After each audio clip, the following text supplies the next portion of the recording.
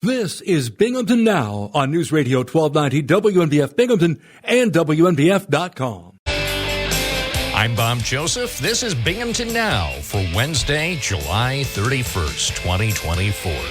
This is your program, so, of course, you are strongly encouraged to call. Our number is 607-772-1290. That's 607-772-1290 to call Binghamton Now. WNBF. As we take to the air on this final morning of July, we look back on a very weird month. Interesting, bizarre, and most of all, weird. With the realization that although the month is nearly over, it's not completely over. So when the history books are written, we'll have to see if any entries will be made for July 31st, 2024. So we have, well, I'm not good at the math, but we'll say, I believe we have 14 hours, 48 minutes, and 34 seconds left for anybody who wants to be included in the July 2024 history book.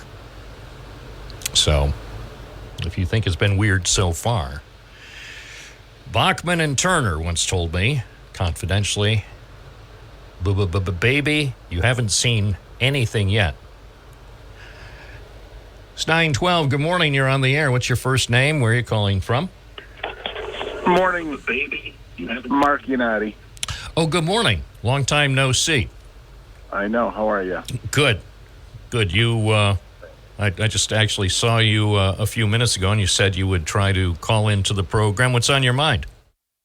Yeah, I didn't get a chance to call in yesterday, but I found a lot of the callers to be very interesting and very much on point with respect to the cleanliness issue around our, city or county. My obviously primary concern is the city of Binghamton.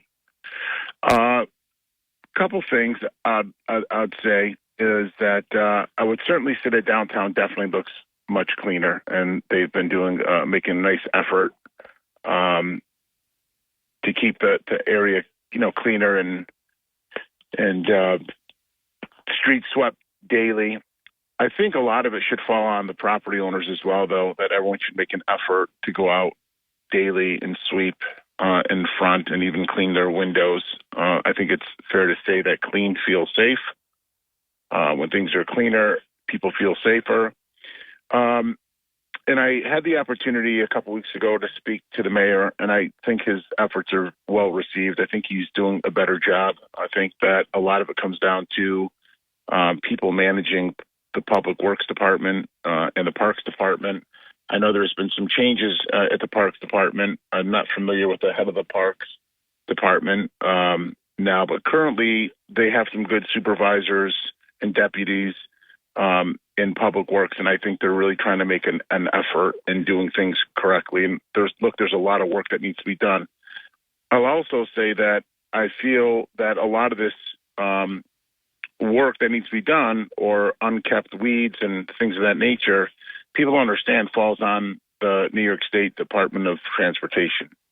And I feel that they've done a complete lousy job. And I reached out to them last week, and they actually sent people out to address areas such as the State Street Bridge, 434 going to the university. I mean, it was really atrocious. And you say to yourself, for the university being a top university in the country, it's got ratings from Forbes, and the gateway from Binghamton into the university looks like a third world country. Weeds 4 or 5 high, looks like dump trucks have dumped gravel all along the medians. Just not a good way to look, not a good way to sell your university or market it. And I'll say that for the entire area as well. When you come off most of our entrances or the gateways into the city of Binghamton, they're absolutely atrocious looking. They're filthy. Weeds growing up all over the place, dead trees, which is another thing I'll address with downtown as well. Someone's got to make a decision here. They made a decision to plant trees in the downtown area. Some of the trees haven't survived. They've been removed. I don't think the purpose of these grates that go over the trees is to have blacktop put over it. They need to make a decision, either replant a tree or rip everything out and just put sidewalk there. But quick fixes are no longer the solution anymore because it's taking away from the character of our city. Well, and that's the thing is, and I think we've seen this over a course of decades, not just in Binghamton, but across the region. When new projects are being developed and designed, the architects and engineers and the planners and developers have great visions and want sometimes to come up with designs that are unique. I mean, for example, City Hall from a half century ago. But whoever green-lighted a city council chamber with an 80-foot high ceiling wasn't thinking logically. The other thing that happens with some of these, whether it's buildings or streetscapes, the designs are great. But again, as far as being able to maintain those streetscapes over the course of, say, the next 25 or 30 years, that can be difficult. It's very difficult to properly maintain things after they're built. They look good for the first year and a half, and then they start to fall into disrepair. Well, correct. And that's another big issue that I feel has fallen on the city's part for decades, actually. So I can't pinpoint any particular administration, but you look at buildings like the Strand Theater and the Stone Opera House, and I'm sure they were extremely charming buildings at one time. They were probably beautiful. Unfortunately, they've outlived their life. They've been neglected. They haven't been maintained. There's not enough money on the face of this earth to rehabilitate them where it makes economic sense. And at this point, they just need to be torn down. And when you look at the parking issues in downtown, that's a great opportunity to just get rid of some blighted buildings, introduce some surface parking, even if you incorporate islands in the middle of it with some nice trees and plantings. But it also helps other landlords market their property versus, hey, we have a parking lot next door or a parking lot across the street. It's no longer 2 blocks away. Those buildings have not been addressed, haven't been touched in decades. And when I looked at them 20 years ago, they were already bad at that point. There's a lot of little things I think that if you make an effort trying to achieve them, they're game changers for the area. And like I said, I don't try to get into politics too much, but I try to be a very open-minded and fair person. I think, the mayor has been making an effort on addressing some things. I think that overall it can be overwhelming. I think it's important for him to have some very key people that he can rely on that are managing, whether it be the Public Works Department or Parks Department. But the other element of that also is, I would love to see the city enforce ticketing people who litter and giving those people community service. Well, you saw me. I had an item that I could easily have just tossed into the street here, but you saw with your own eyes. I did. And it's before I spotted you. You had spotted me, and you were going to and just say hello and say you might call in. But you saw because I didn't know that anybody was around watching, but you saw that I put something in one of those new specially designed trash receptacles. And that's just how I do it. And you pointed out when you spoke, you said, well, why didn't you just toss it in the street like so many other people? And that, I have pride in this city. That's what I was going to say, Bob, is you stand out. I said to you, why didn't you just throw it on the ground like everyone else in the city? And it's perplexing to me that people have no disregard for honestly, the end for themselves. It's totally disrespectful. But to throw garbage on the ground when there's receptacles, it's mind blowing to me. And I think the only way to get through to these people is to ticket them and not even so much fine them, but give them community service. Let them be out. Let them make an effort and go around the city. So anyway, with respect to yesterday's call, I'm glad that I'm not the only one who's very frustrated with that. I think that we live in a beautiful city. I think that once we get a grip on, the gateways into the city, areas out of the city, the Riverwalk, and some of the blighted areas, and hopefully that allows us to clean up the city a little bit where we can market it to other companies to relocate to that area. My dear friend John Solak continuously says that we're a dying area. He's kind of spot on. I mean, right now we need jobs in this area. We need incentives for good companies to come here, but you cannot market this city in the condition that it's in. So I'm hoping that everyone will make an effort. Where I feel like there's a good momentum going. Certainly, if you drive up and down Main Street now, there's weeds growing everywhere.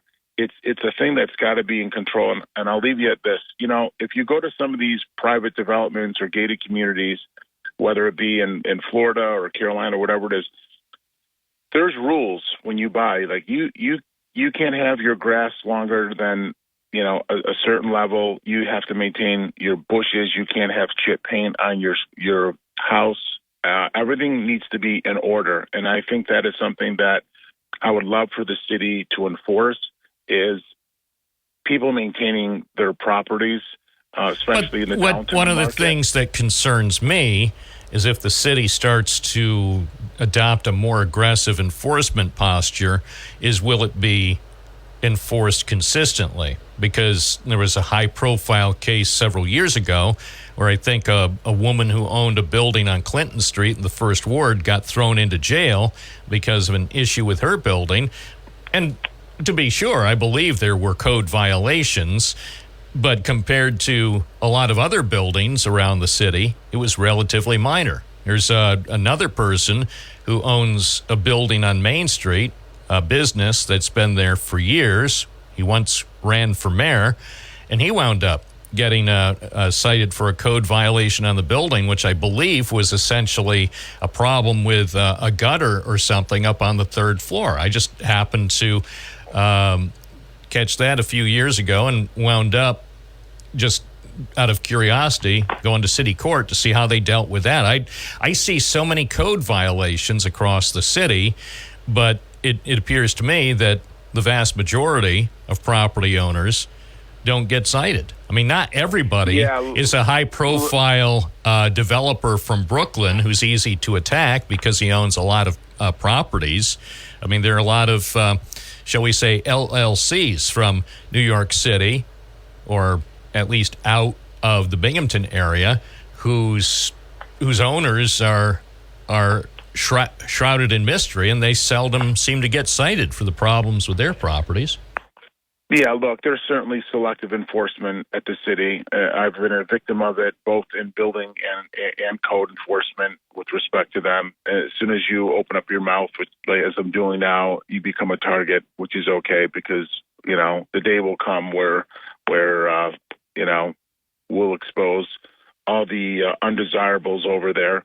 But in the meantime, I think level playing field. Everyone should be required to maintain their property in a certain manner.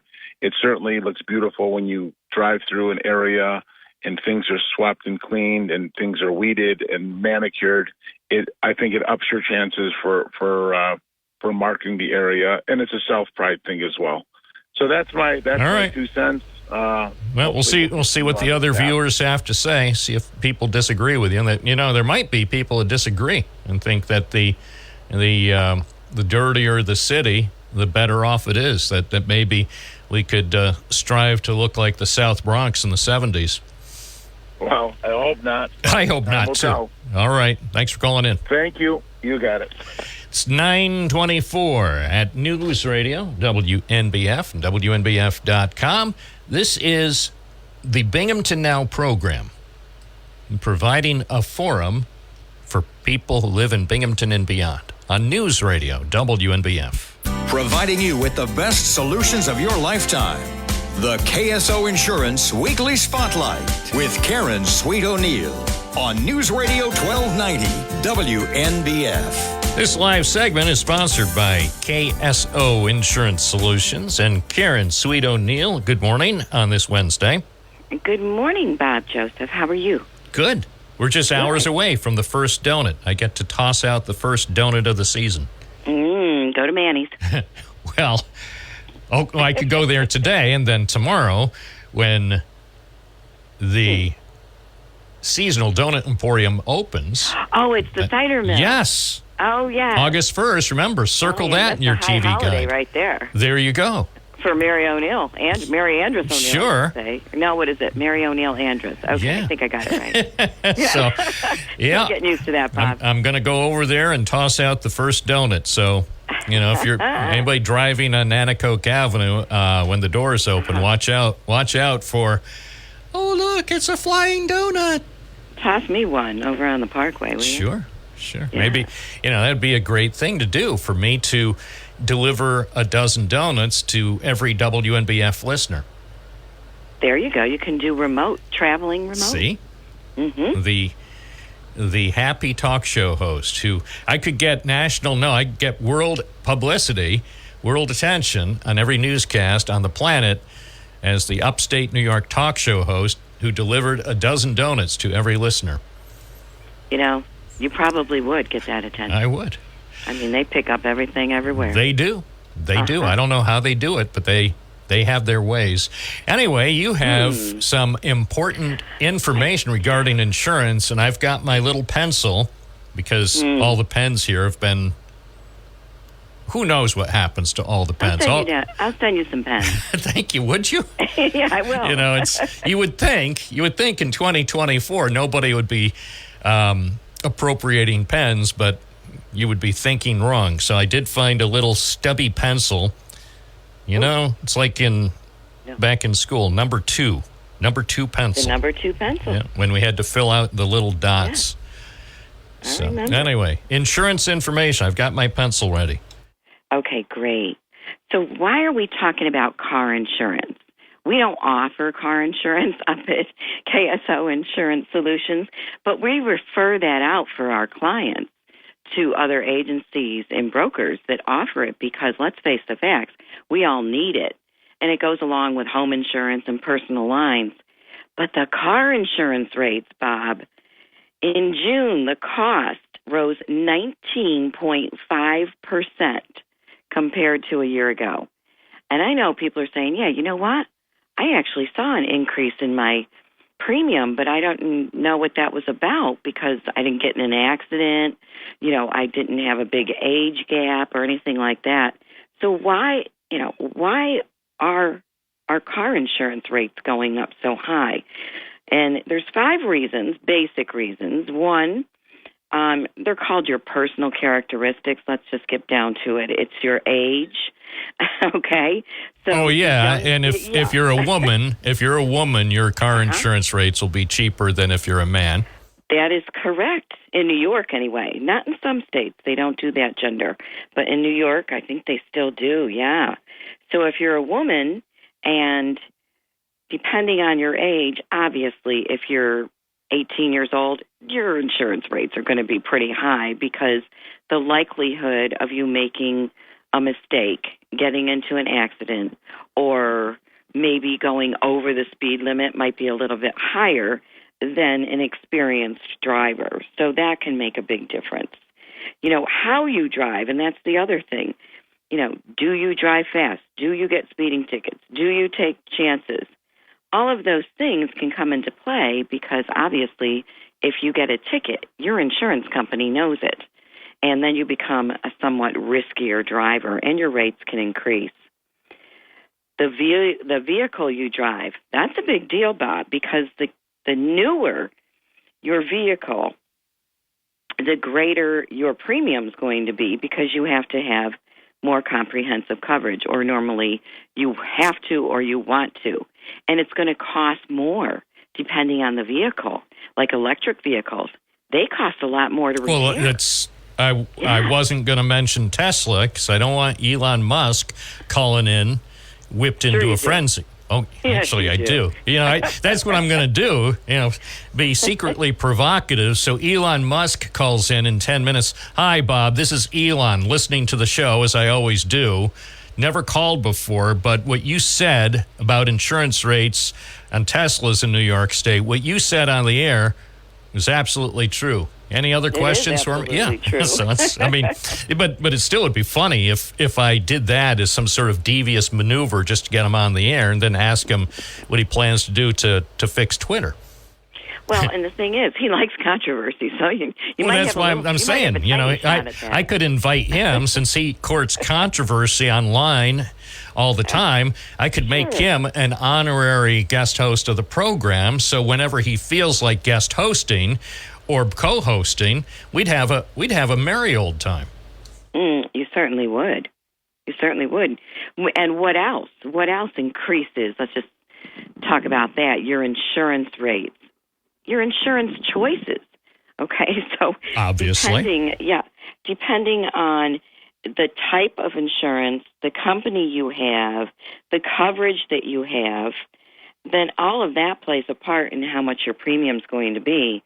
And quite often, if you have a high deductible, then your insurance premium's going to be lower because less the company is on the hook for. So that's a pretty basic concept. But also, you should really talk to a broker. Make sure that you're getting all of your discounts that you might be entitled to. And, they're the ones that know what kind of coverage you should have. They're the ones that say, this one might not be okay. You might not need this. You might not need comprehensive. You might just need collision based on the make and the year of your car. So all of those things play a part. And we talked about this yesterday. Last but not least, economic factors. And everything that's happening in the world, all of the weather-related claims that are so incredibly into the millions and millions of dollars. Well, all of that trickles down with these insurance companies to different types of insurance, and those are increases that we're all experiencing, whether you've had, a weather-related situation or not. So what do you do? How do you save on your car insurance? Well, again, you want to compare from multiple insurance companies. You want to make sure that you're getting the best rate based on the coverage that you have. And there are big differences between these companies. And we use certain people in the community. I use Alexandra, we call her Lexi Porby, over at the NBT Insurance Agency, because she has saved my clients a lot of money, and she can broker it. She can shop it. We also do. We also refer over to Mark. I always say Mark, and I can't remember his last name till I refer him on PennApp. He's with State Farm, and just John Husser Agency. You want to make sure that if you've been with your car insurance for 5, 10, 15 years, a lot of people just hang on to it, and they don't often look anywhere else. It's time to really maybe look around and then incorporate, of course, your homeowner's insurance and any other discounts that could be available to you for bundles. But let these people, let the brokers do the work for you. You don't have to do anything. You just bring in what you have, and then they shop it for you. And if you're having a major life change, that's the other thing. Like Mary, she got married. So what are they going to do? Well, they're probably going to bundle their insurance, okay? And that's going to make it a lot less expensive because they can do their homeowners, they can have the 2 family member discount, and all of those other things that can really decrease your insurance premiums. And you also want to, maybe think about the car that you drive. So if you're going to go, we're going to say it one more time, if you want a Tesla, just make sure that you're going to pay the price. Then you might want to just, wait on a new car for a year or two if your car that you have is still in good working order. The cars right now are extremely expensive, and I don't know if that's ever going to change, but the insurances are right alongside of that.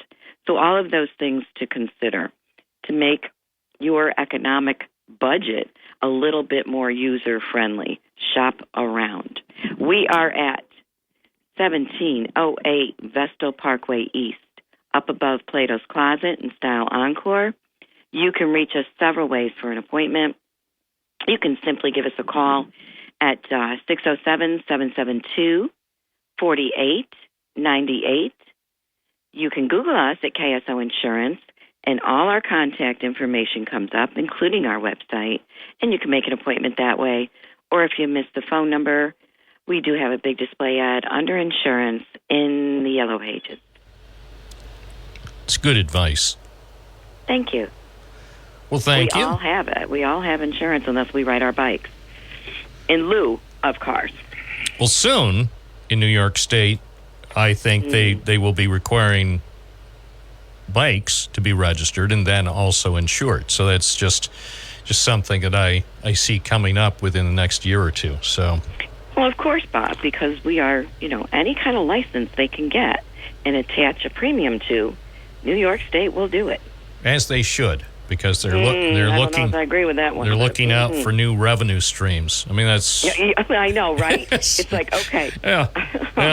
Remember how one governor was so opposed to selling weed to people, and then somebody pointed out to him, "But Governor, look at how many millions of dollars a year we could get into the state coffers if we legalize it." And then he said, "Oh yeah, I'll change my tune."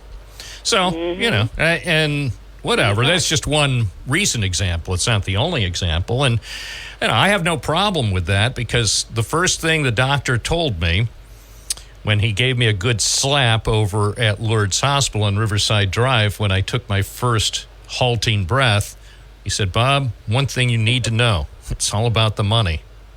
Got that right. Yep. And that was my first valuable lesson, and I'll be darned if it isn't true.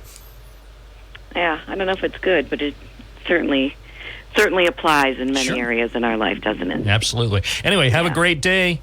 Hey, you too, Bob. Thanks. Karen Sweet O'Neill, live. The preceding segment was sponsored by KSO Insurance Solutions. It's 9:38. Phone calls. Yes, we do take phone calls. That's why we went to the trouble of installing this phone. 607-772-1290. What is on your mind? Say, if you're a loyal viewer and you have some thoughts, well, share them. Don't keep your thoughts to yourself. Call us now, live on Binghamton Now, 92.1 FM, 1290 AM, and streaming at WNBF.com. Returning to those busy phones, Dave in Vestal, you're on the air. Dave?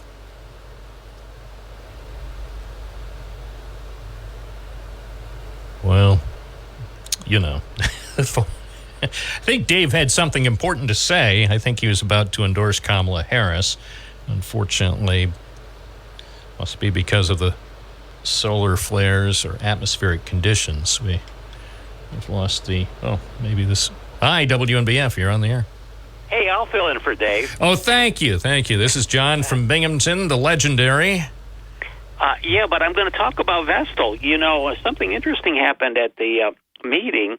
The town council member, Sue Messina, out of the blue, referred to an anonymous letter that was mailed to the planning board, a whistleblower-type letter that involved another board member. And she stated that the planning board nor anyone else in Vestal reads anonymous records or letters into the record. That's what the point she was trying to make. So I foiled this anonymous letter because it is a public record. Any incoming and outgoing correspondence becomes a public record, like it or not, and was informed that the record can't be found in their files. So here we have a elected official announcing that Vestal, the town of Vestal, planning board, somebody had custody of an anonymous letter that they chose not to read into the record. So there's three things that happened. Either the letter's been misplaced, it's been stolen, or it's been destroyed. So I'm going to get to the bottom of it. The next step is to have them certify that indeed there is no letter there to be found, and proceed, because this is a serious matter, and it's not like Vestal hasn't had some of these problems before.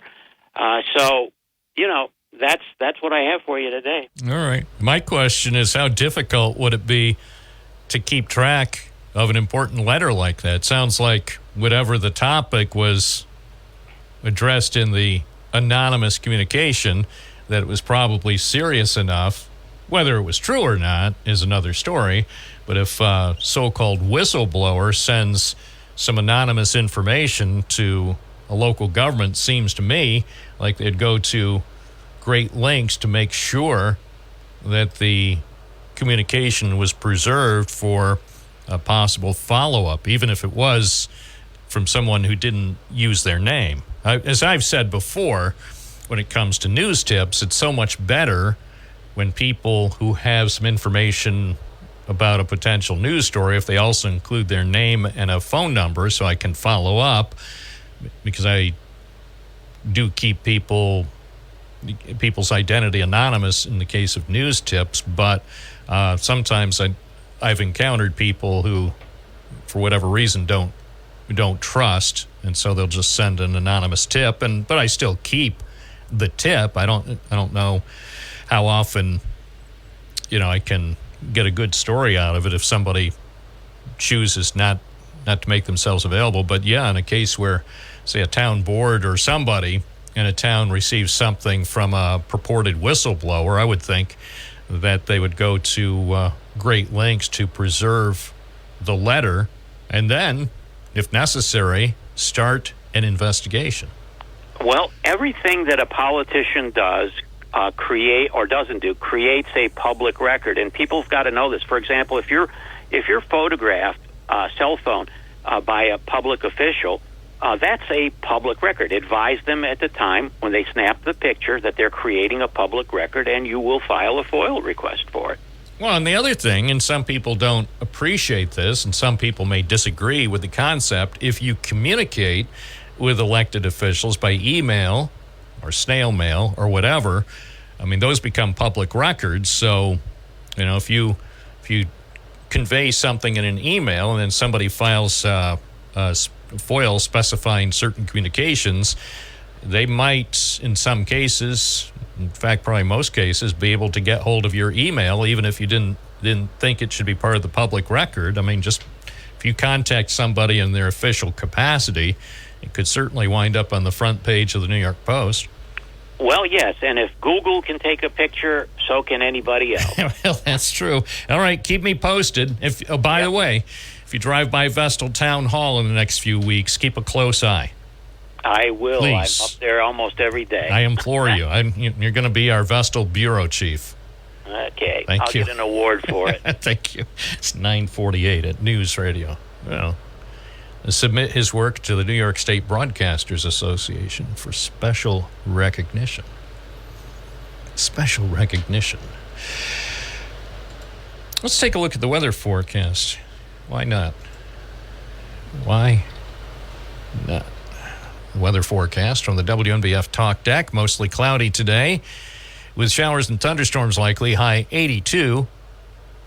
Partly cloudy tonight with a chance of showers and thunderstorms. Low 66. Sunny tomorrow. A chance of showers and thunderstorms in the afternoon. High 89. Partly sunny Friday with a slight chance of showers and thunderstorms. A high 90. Right now in downtown Binghamton, it's 76. 24 Celsius. At News Radio, WNBF, scattered showers and storms today may produce heavy downpours with the potential for localized small stream and urban flooding. And air quality, just on the precipice. It's still good, but just barely. Air quality index is 49, so it's good enough. Good enough to breathe. It's 9:49 at WNBF. Good morning. You're on the air. What's your first name? Where are you calling from? Hey, Bob, it's Rob in Fort Crane. How you doing? Good. What's up? Oh, I was just sitting here thinking about Kamala Harris, or Kamala, whatever you want to call it. Well, let's call her by her right name, Kamala Harris. I mean, there certainly is a sufficient amount of specific information and her positions to criticize her for. So, certainly calling her or pronouncing her name correctly is the least we could do. Kamala Harris. Okay, it's Kamala until she's in Cleveland when she calls herself Kamala. Bob, you got to do that with every caller? I was going to make a point. Well, I'm going to do whatever I feel is necessary when people like you, Rob, and a few other notables on the program go out of their way to consistently mispronounce her name. Then most likely I'm going to make a reference to it. It's kind of childish. You don't need to do it. You certainly have a big stack of stuff that you could legitimately criticize Kamala Harris on, but mispronouncing her name doesn't exactly give you any credibility. Okay, well, I just wanted to ask a question, Bob. And that question is, how many black people do you think are going to vote for her when they find out that she's directly related to one of the biggest slave holders and slave traders in Jamaican history? I think the blacks are going to say, you know what, I'm not voting for this dingbat, just like they didn't vote before when she was running for president. But the more important question, Rob, is then who are they going to vote for? So in theory, based on what you just said, in theory, that means black voters might have no decent choice, because who wants to vote for the other side either? So it's basically two really bad choices. So what, then RFK Jr.? It's really not two bad choices. No, two incredibly bad choices, some people would say. He did a great job with this country, no matter how much you try to drown out people that say so, Bob. Black unemployment was record low when he was in office. We didn't have gas that was $3.50 a gallon like I just paid yesterday. We didn't have eggs at $2.55 a dozen like I paid yesterday. Bob, things were a lot better. And we didn't have 12.5 million to 30 million illegal aliens in our country killing and raping children and women. It was a lot better with Donald Trump. I wish you'd just admit it and quit playing this game. It's just pissing off half the country. Well, half the country should listen to the other shows then. The other shows that dominate the program schedule here at WNBF from noon till 6 a.m., 18 full hours, should help give those listeners, the troubled listeners, some satisfaction. So just because you have someone who dares to occasionally question the previous dear leader, the former guy, just because I'm not part of that train doesn't mean I'm wrong, and it doesn't mean that it's a bad station. Station gives voice to everybody, whether it's you or Matt Ryan or anybody else. Anybody can call in, and you can say what you want about your favorite candidate, and you can attempt to criticize Kamala Harris. Well, not attempt, you do. You do almost every time you call in. You've never had one nice thing to say about Kamala Harris. What has she done, Bob? I don't know what she's done. She's just been a legendary prosecutor. She's helped put criminals in prison, while the other guy has racked up 34 felony convictions. Bob, if I may, when she was in California, she kept black men in prison longer than their terms for cheap labor. She also kept a man on death row, even though she had information and DNA evidence that would have exonerated the man, until the Supreme Court of California ordered her to release that information, and he was set free. So don't tell me how great she was at prosecuting people. She was awful. And if she's president, you can expect that in all 50 states and every jurisdiction, because that's the way the cops are. They go along to get along. And the cops don't adjust their law enforcement techniques based on who's president. Sure they don't. No, I know cops. Rob from Port Crane, I know a lot of police officers, current and retired. They've never adjusted their law enforcement approach based on who's in the White House. They haven't arrested any of these illegals for crossing the border. What a lie. They haven't arrested any for crossing the border. Now, that's an out-and-out lie. Okay, how many have they found? I don't know, but you know what you said is not true on its face. When you say they haven't arrested anybody for crossing the border illegally, that's a flat-out lie. Okay, they've arrested very few of them. Well, then that's more accurate. Don't get on this radio program and traffic and lies. This is not the tell lies and get away with it show. Tell lies. Yeah, like the big lie, like the election wasn't stolen. Give me a break. Give me a break. WNBF, you're on the air. What's your first name? Where you're calling from? Hey, Bob. Bill from Binghamton. Hey, welcome. Just real quick. You know, you're getting on everyone with pronouncing her name wrong. Donald Trump has a name.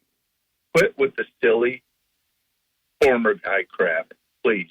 He is the former guy, and I'll pronounce his name, the former guy, all the time. He is a former guy. I can't help it. He's the former guy. And fittingly, for the type of program, the so-called program he hosted on NBC for years, fittingly, the American people in 2020 told him, you're fired. Don't blame me. Don't blame me. It should be anybody who gets 8 million fewer votes than Joe Biden. It's no wonder they wake up sad every morning. I would too.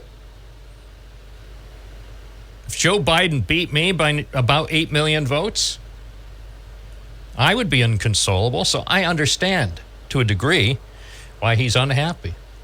It's 9:56. Bob Joseph with you on Binghamton Now on News Radio WNBF. We'll be taking phone calls in just a couple of minutes. First, though, an update on the book sales at the Broome County Public Library with Joanne Hanrahan with the Friends of the Broome County Public Library. Good morning. Good morning, Bob. And I love your music. Start me up. I love it. It's good stuff. It's not. It's great stuff, and people say it's a talk show, but they say it's a talk show and then some. Yes. I love the Rolling Stones and the Beatles. I love it. So here's my message. We were closed that Friday when CrowdStrike hit all of the computers, and we could not have our sale on Friday. So we are having a sale next Thursday, Friday, and Saturday. It's the 8th, the 9th, and the 10th of August. And it is going to be our $5 bag sale all day Thursday, all day Friday, and all day Saturday for our hours. And it's open to everyone. So 9:15 to 2 on Thursday, it's open to everyone. $5 bag sale Friday, 9:15 to 2. Everyone's welcome, $5 bag sale. And then Saturday is the last day of our sale, 9 to 12. Please bring your boxes and bring your bags because we've been running out when people are coming in. They're taking so much stuff. So please come and see us at the Broome County Public Library in our book sale room.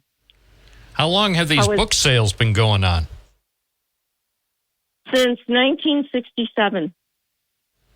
The Friends were organized in 1967, and this was their fundraiser to pay for all of the programming at the library.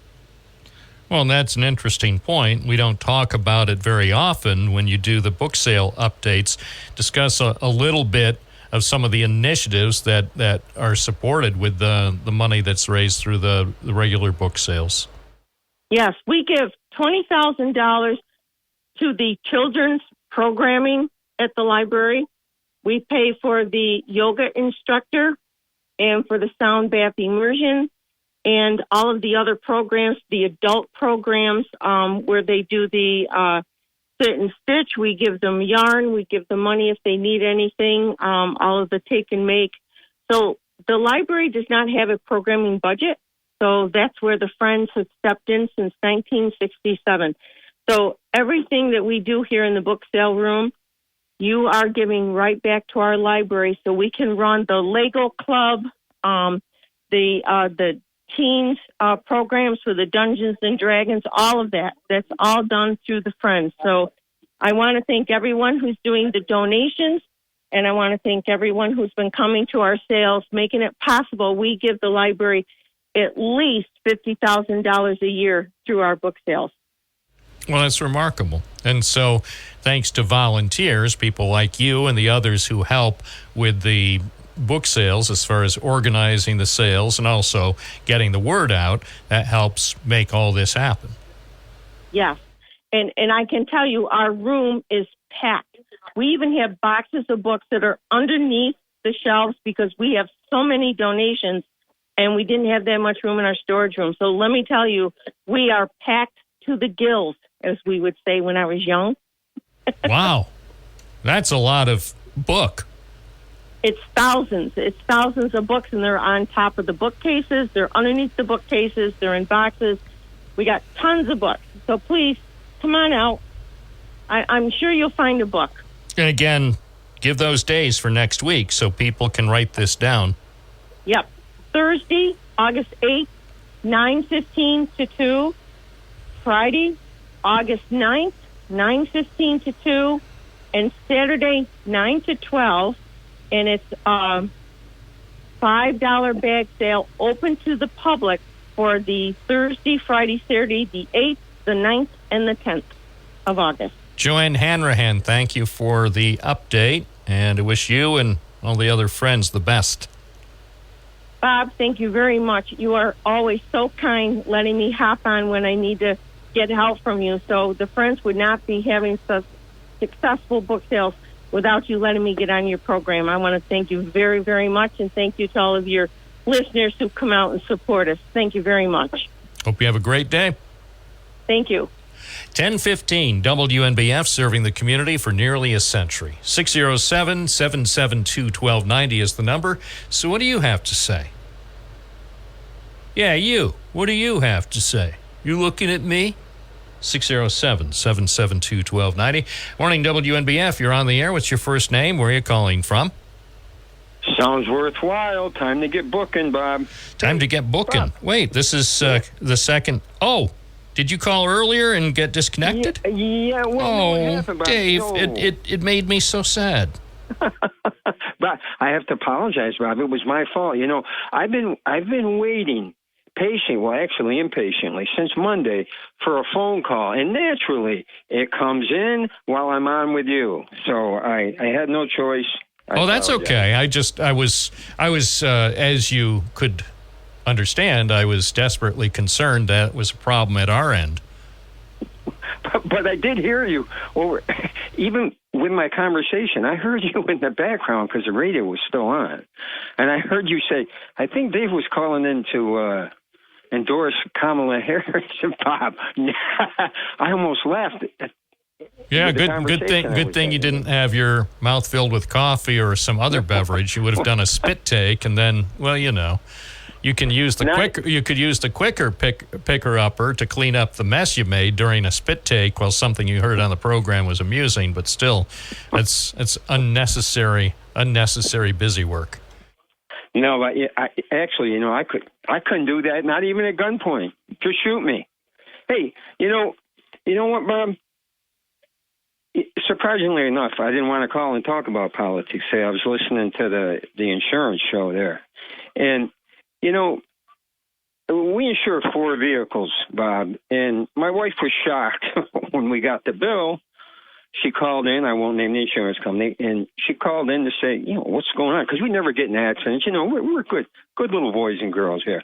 And she was told that the state gave permission for them to raise 30% across the board. Now, my question to you, does the state regulate insurance companies like they would NYSEG and stuff? I didn't know that. Is that true? Yeah, the state has a department, used to be called the State Insurance Department, but it's been renamed to make things more complicated because that's what New York does. But insurance companies are regulated, but, you know, let's be clear. And it's just between you and me. This doesn't go any further. The state regulators, whether they're regulating electricity or natural gas prices or insurance rates or cable rates, they don't care. They don't pay them. It's yes, ostensibly they regulate them. Wink, wink, nudge, nudge. Yeah, so say a company, and I'm not picking on any particular industry, we'll just say some company that's in an industry theoretically regulated by the state, so they put in a request, like clockwork, we propose to raise our rates 97%.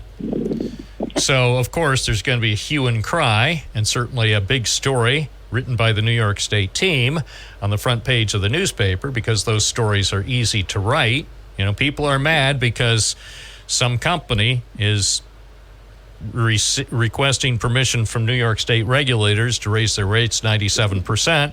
So, of course, people are upset. And so the agency slashes the rate increase. Instead of granting a 97% rate increase, they'll grant a 48% rate increase and then, tout that as some sort of consumer victory. So that's how it works. That's just an example. That's not based on real life. That's just an example of how state regulators are working for you, Dave and Vestal. I see, Bob. Wink, wink. Yeah. Yeah. Okay. Look, my guess is state regulators don't give one darn. And I apologize for the strong language, but I'll say it again. State regulators, I don't believe, give one darn about how much money you're paying for insurance or for natural gas, for electricity, for cable. They don't give one darn. Why should they? Why should they? They're state regulators. They're not on your side. That's right. You're right, Bob. That's true. All those state regulators, I say, I shouldn't say all, because we know once you say all or none, many, if not most, of those state regulators are making a heck of a lot more money than Dave and Vestal. So they don't care. Why? When's the last time a state regulator actually told you that she cares? Yeah, that's true, Bob. Never heard of it. No, they're faceless bureaucrats. When's the last time a state regulator ever called into this program and said, "Hi, Bob, I'm a state regulator. Could I come on and tell you how much I care?" No, she never has. No.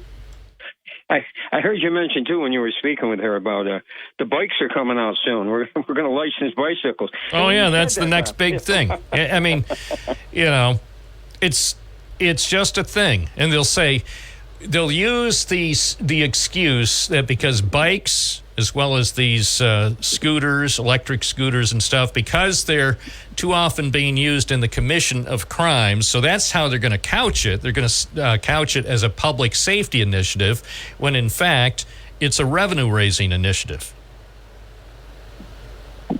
Oh, yeah, and also so they can track you better, because then your bike, whether it's a regular bike or an electric scooter or whatever, will also have a license plate, so they can track you with all their license plate readers from the flock safety people. Boy, you're bringing back memories, Rob, with the newspaper deliveries and the Stingray with the bananas. I had a bike like that. Yeah, me too. Hey, enjoy your day, pal. Thank you, Dave. Because of the prevalence of criminal activities perpetrated by miscreants using bicycles and electric scooters, New York State will institute a program of licensing and registration, and therefore, of course, insurance. So anybody over the age of 12 will have to have insurance on their bikes and electric scooters. You could see it happening. Why? Because we're New York State. They need additional revenue. So they can announce those state grants in the election year and make it seem like they're giving us their money when in fact they're just reallocating the money you sent in. Whether it's your income taxes, your sales taxes, other taxes and fees. So you send all that money to Albany or Washington, and then during the election year, they announce, well, here's $20,000 for Bob's ambulance service.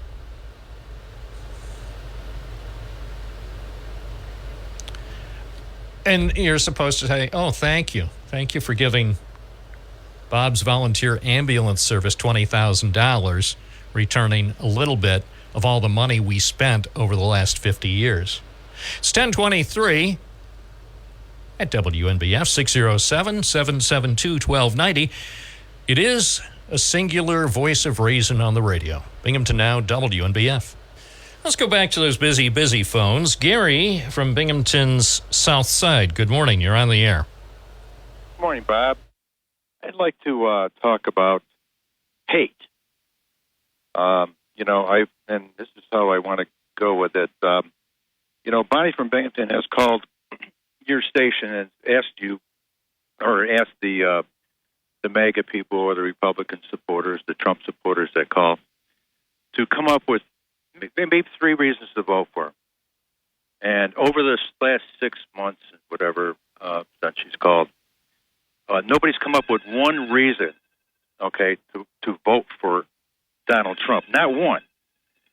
And so, until today, I thought to myself, well, why would anybody vote for Trump? And then I figured it out this morning with the previous callers in the previous hour there.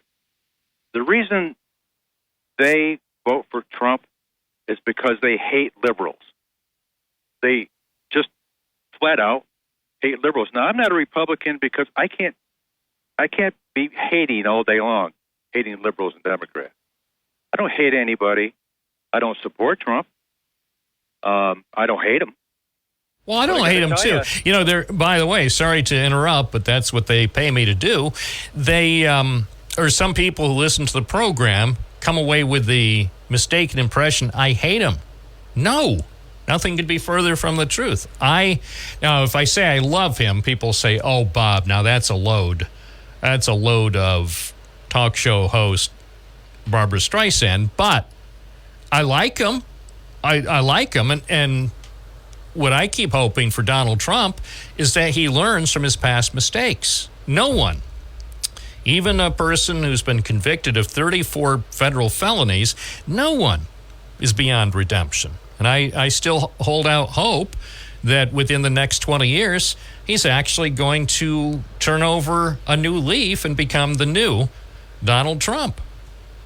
I mean, he doesn't, by the way, he doesn't have to go back to the White House to turn over his new leaf. Not at all. Maybe you should buy the book by his nephew there that he just came out talking about how Trump told him that he should allow his son to just die rather than fund his disabilities that they were done in the past. I think he's been on TV and there. No, I hadn't heard that. That doesn't sound. Anyhow, doesn't sound like anything Donald Trump would say. Well, anyhow, besides that, the only reason that I can come up with that these people that call, that want to vote for Trump, that are going to vote for Trump no matter what, is they just hate Democrats and liberals. That's the only thing that I can come up with. Unless there's another reason out there to vote for Trump, which we very much would like to hear, that's my conclusion. All right. Well, I'll see what the other viewers have to say. I appreciate your call, Gary. Okay. Thank you. Okay. 1029 at WNBF. Is that what it is? Really? That's a pretty stunning statement, if you ask me. Wednesday morning with Bob Joseph live and local. Hope your day is off to a good start. What a month. What a great month this has been. From a news standpoint, I'm not saying everything that's happened has been good. Some things have happened that have been terrible. But still, news-wise, it's really astonishing how much news has occurred over the last 30 days. And who knows what could happen in August. Democrats will have their convention in Chicago. That ought to be special. Protests, probably orchestrated by professional troublemakers, could be expected to fill the streets of the Windy City. And because the liberal media loves to cover controversies and chaos, the liberal media probably, even Fox News, probably will spend more time covering the protests put together by professional agitators and anarchists out in the streets instead of paying attention to the good speeches that might be presented inside the convention hall. And we know why that is. We've established that. The media need the money. And how do you get the money? You need more viewers, more listeners, and more people to click. I'm not saying it's a good system. It's the system we have. So it's a system we have to work with. You can despise it and you can criticize the system, but it is the system that we currently have.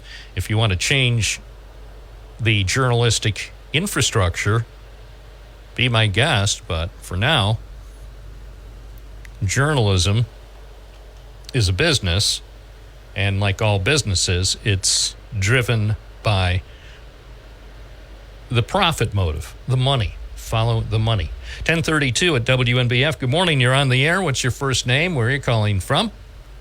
This is Paul from West Windsor. Morning. Oh, somebody asked, name one good thing about Trump. Well, I think everybody's forgetting, what about the art of the deal? This guy is talking to world leaders, and he knows how to deal. He knows how he can talk to somebody. Bob, if he made a deal with you, who do you think would win? He would, because even if it was ostensibly set up so it'd be equitable, say he was supposed to pay me $1,000 a month for the next 5 years. After about 6 months, he would declare bankruptcy or something, so I would get stuck holding the bag. That's the art of the deal. Yeah. Some people call it art of the steal, where he has intentionally, in his business dealings, not paid people, whether it's contractors or big companies, or in some cases, even small companies. People, according to the public record, people actually have not been paid what they were supposed to be paid because he is Donald Trump. The art of the deal can work for the USA.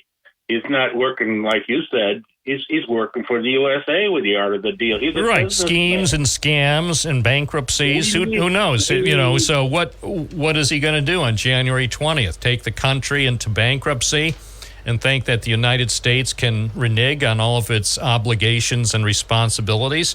Well, yeah, he could try that if he's going to run the country the way he's run some businesses.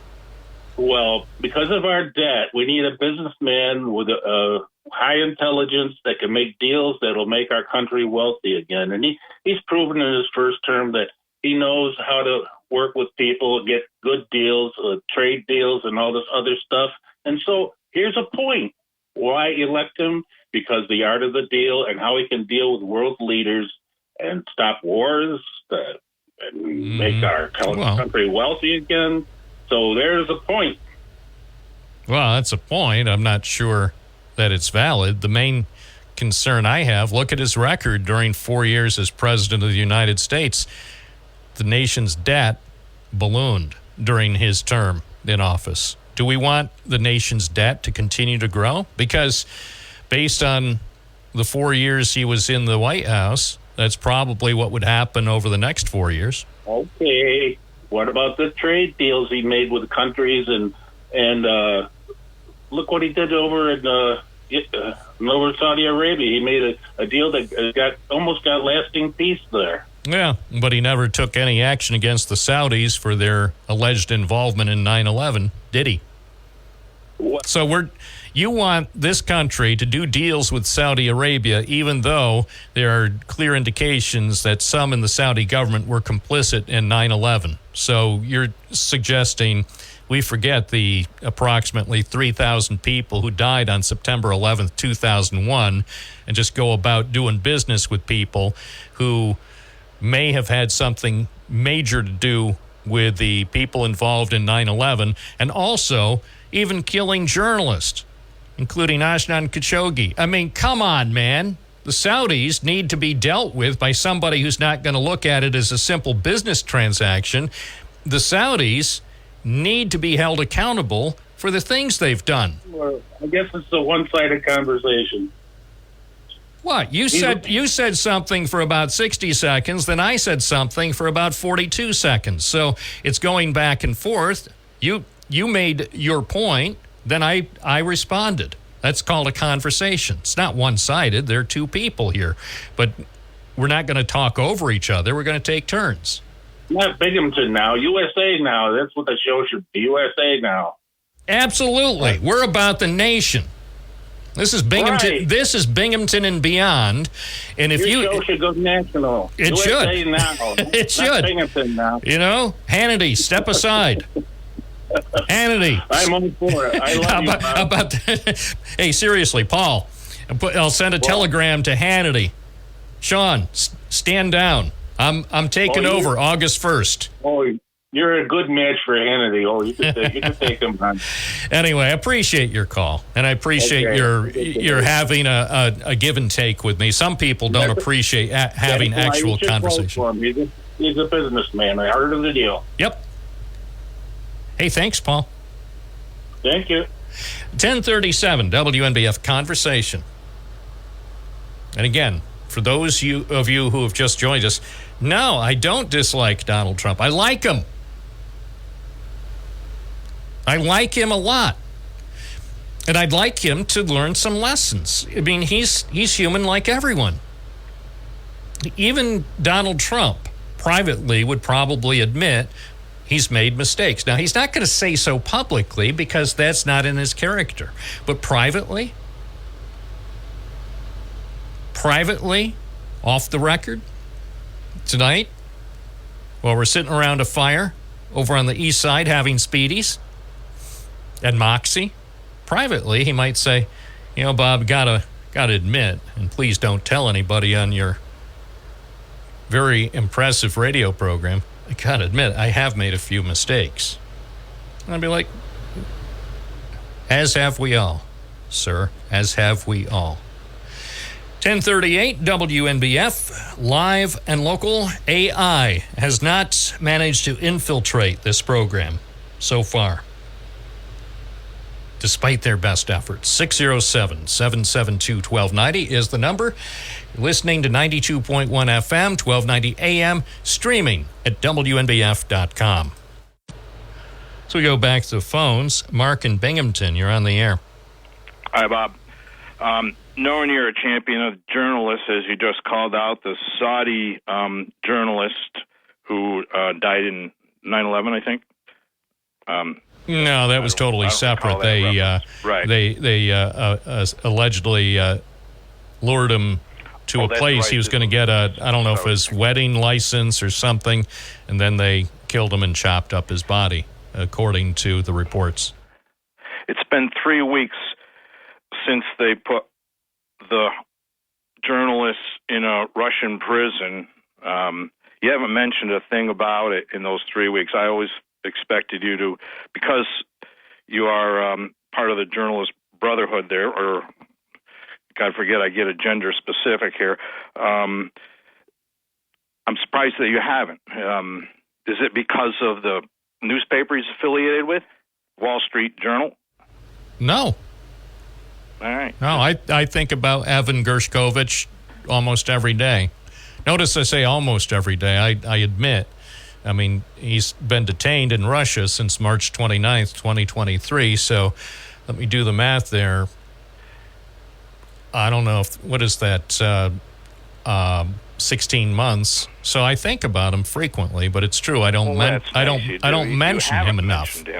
Well, right, no, I haven't mentioned him in weeks, and I'm at least I acknowledge it. He has nothing to do that he's affiliated with the Wall Street Journal, or nothing to do that the paper is owned by Rupert Murdoch. If I will say, and here's a concession, if Evan was a reporter, say a TV reporter who had been high profile, that everybody, or most everybody, say if he had been somebody who worked for 60 Minutes, so a lot of people in America knew who he was before he was detained in Russia, then I probably would be mentioning it a lot more, as would a lot of other people. He was a newspaper reporter, and up to that point, even though I had read his coverage from Russia with interest, because I was a subscriber to the Wall Street Journal up until about 3 or 4 months ago, and then I started saying, wow, $50 or whatever it was, $40 a month,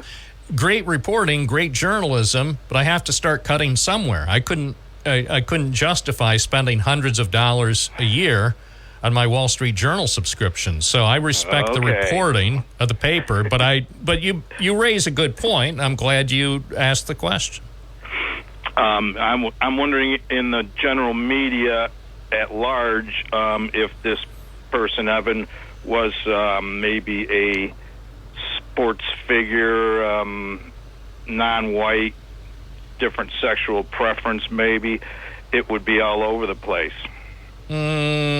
Maybe perchance, but I doubt it. Here's another thing. Although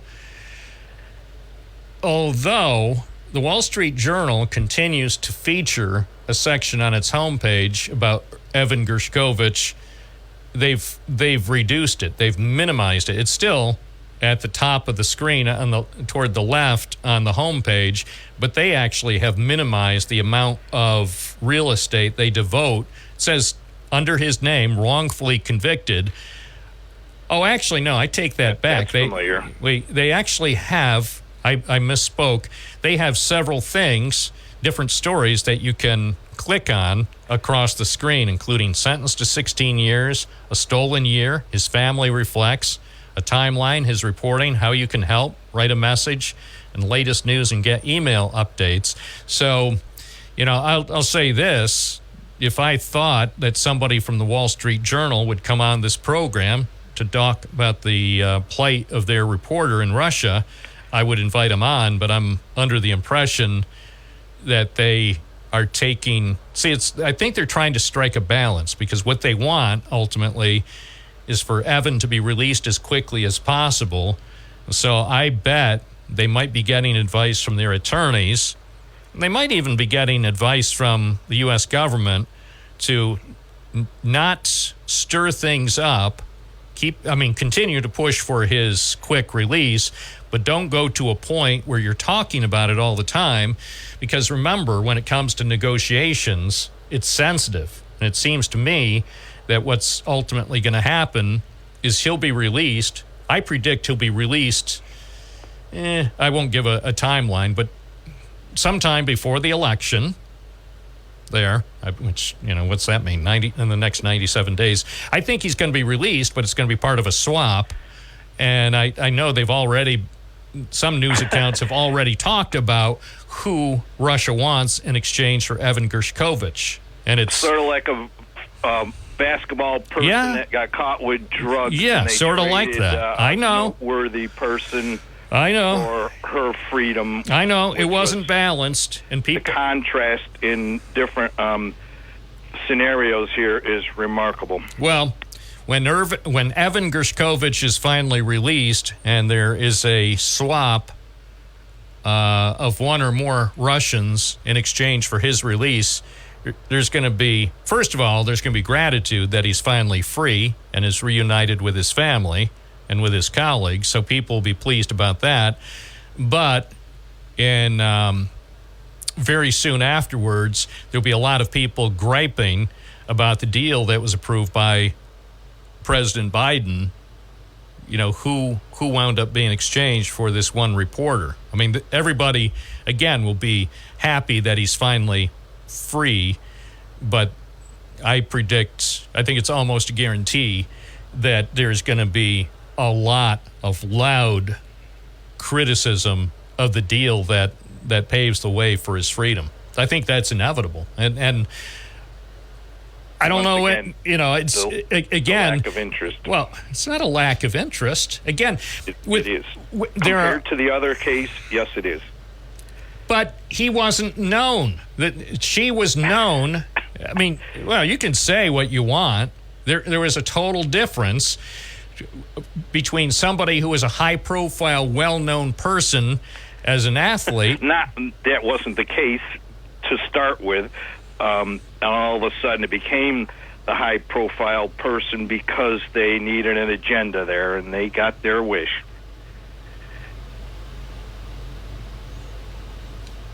Well, you know what you think, so I'm not gonna say that you're ever gonna think differently. So that's it. All right, thank you. It's 10:48 at WNBF. There are Americans who are being detained right now, and in some cases for a long time. You don't hear much about them either, and a lot of times I believe it's because the guidance that the U.S. government gives to people, whether it's family members or friends, colleagues, or even media organizations, is that it's not going to be helpful if you talk a lot about the case. If any kind of negotiations are going on, formal or informal negotiations trying to get someone freed, if you start shining a harsh spotlight on the case, that could derail those talks. Say if they're this close, what if, and we don't know because they don't give out daily or hourly updates on how things are going in the effort to attain freedom for Evan Gershkovich. So we don't know what stage they're at. What if they're just on the brink, finally getting the Russians to agree to allow him to walk free in exchange for 1 or 2 or 3 Russians, and then something happens. Somebody decides to blow the lid off things at a sensitive time and could set back all those talks by months. It's 10:50 at WNBF. Good morning. You're on the air. What's your first name? Where are you calling from? Hi, this is Jim from Owego. Morning, Jim. How are you today? Good. Hey, I caught just the end of, I think you were talking to Gary, and he made a comment about the only reason he thinks that we have issues is that we hate the Democrats and the liberals. It's not about hating the individual. It's about hating everything they stand for. The Democrats are statists that think the government is better than the family and the individual. They're secularists that want to take God out from the center of society and move it into like a state secular. They believe in weak policies regarding criminals, defunding the police and bail reform that doesn't work. They believe in leaving our borders open in order to develop another voting class and allow fentanyl and drug and sex and drug trafficking to kill our people. They believe in this woke agenda that is pushing what I call perverse types of other living. That's why we hate it's not the individuals, it's the policies that they stand for that I can't stand, and I would say that most conservatives can't stand, and that's just what I wanted to make. But the fact so that justifies hating people. No, I'm not saying we hate them at all. In fact, we shouldn't hate them. We're told not to hate them, but we certainly don't want to give them power, or we want to defeat them in the ballot box. So I don't know where the hate is coming in. I don't hate anybody. I hate what they stand for. All right. And that's what motivates me to whatever I can to see that they're not elected. Well, continue to fight for your cause. Yep. Thank you. Thanks. All right. It's 10:52 at WNBF. If you believe in something, well, encourage like-minded individuals to go to the polls in November or vote early. I think it's nice finally to hear some people who were condemning early voting finally understanding, yeah, early voting is okay. Early voting is okay.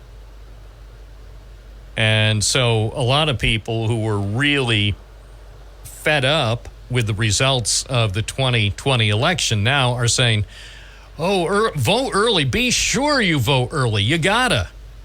Yeah, you gotta. If you don't think you can vote on November 5th in person, then yes, you gotta vote early. But it's nice to see some people, and then of course there's usually the caveat, but I don't really like it. Well, hey, no, we know traditionally why some people have worked overtime to suppress voter turnout. We know why that has been the case for many, many years. We get it. But now that early voting is available in so much of the country, including finally here in New York, yeah, regardless of your political affiliation or who you support, vote early. If for some reason you think you're not going to be able to make it to the polling place on November 5th, make sure you vote early. Yeah, but it's still probably going to be rigged.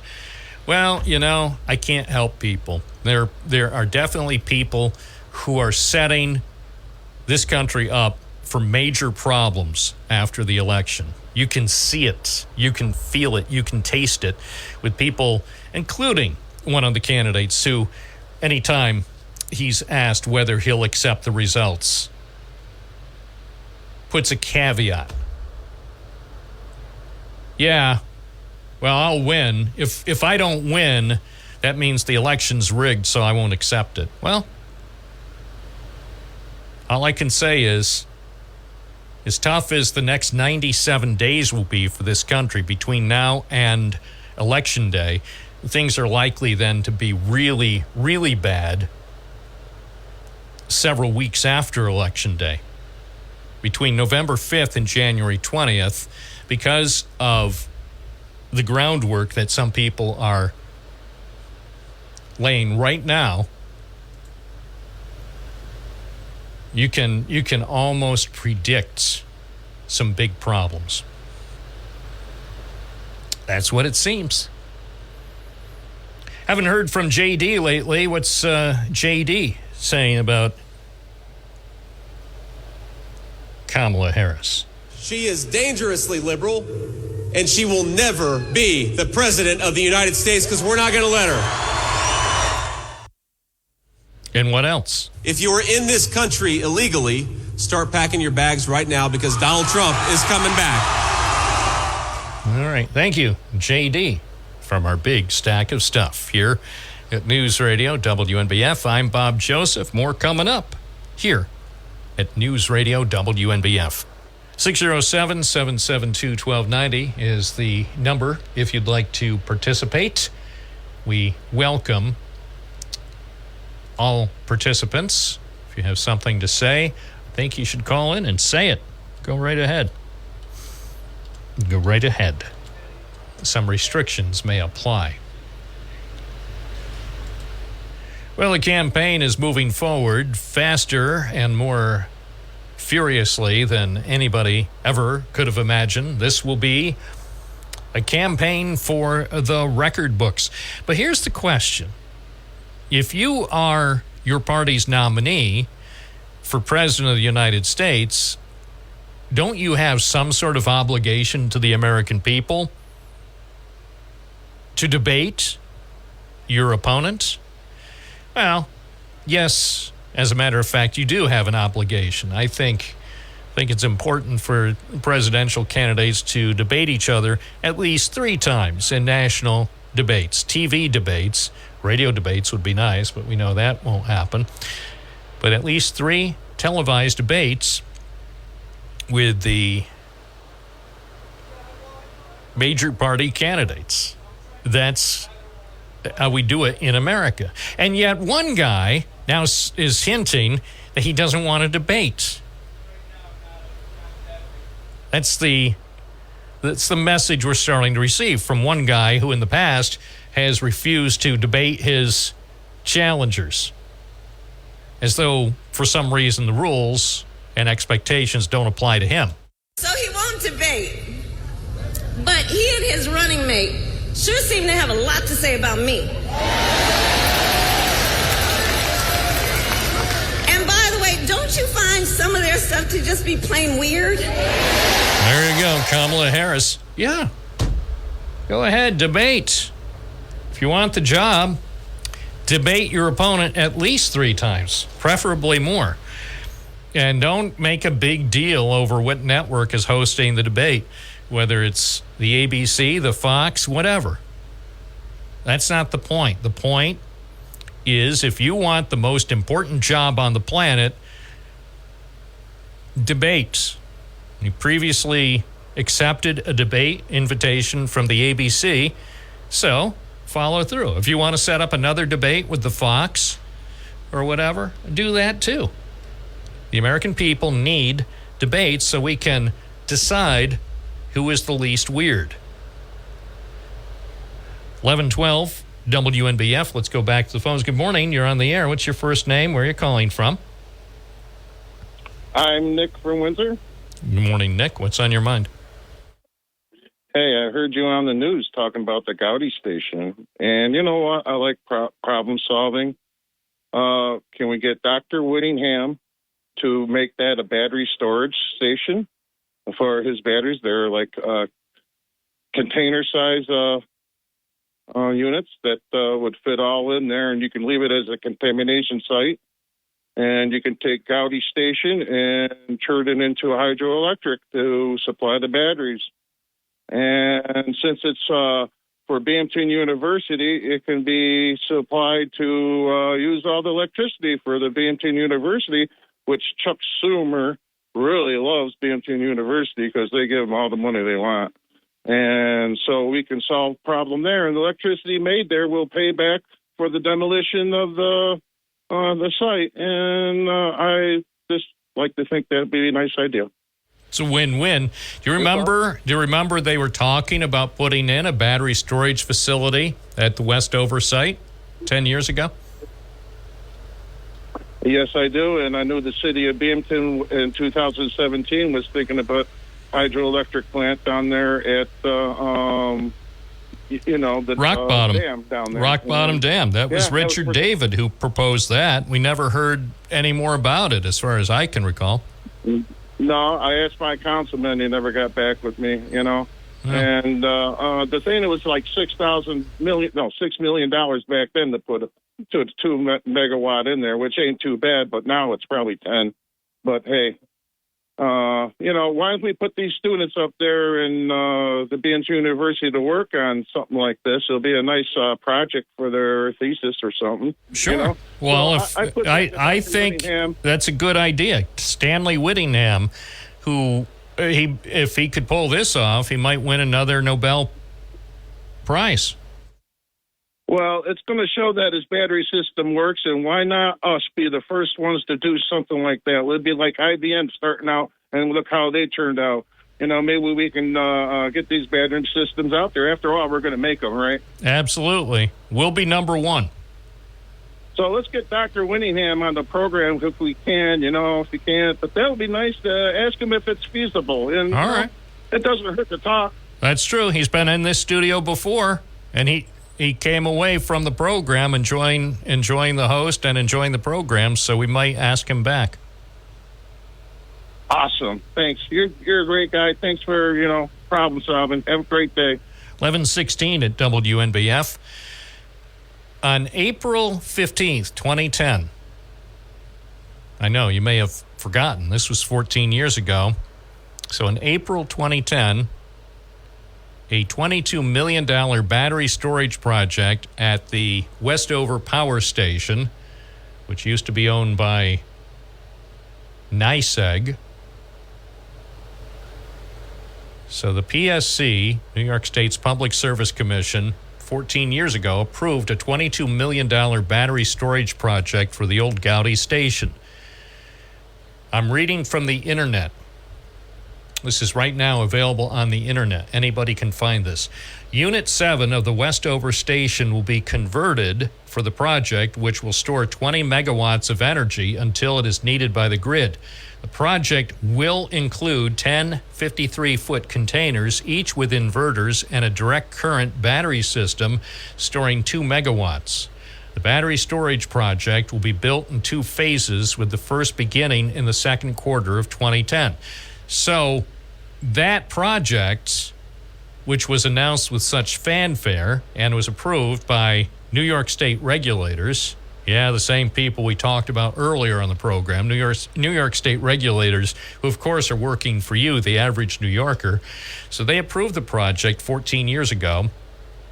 And again, this is on the internet right now. I just punched it up during the call from Paul. The battery storage project will be built in 2 phases, with the first beginning in the second quarter of 2010. So, obviously, that didn't happen. Obviously, the company that owned the dump at the time, AES, decided to pull the plug, figuratively, on the battery storage project, but it would have been a good idea.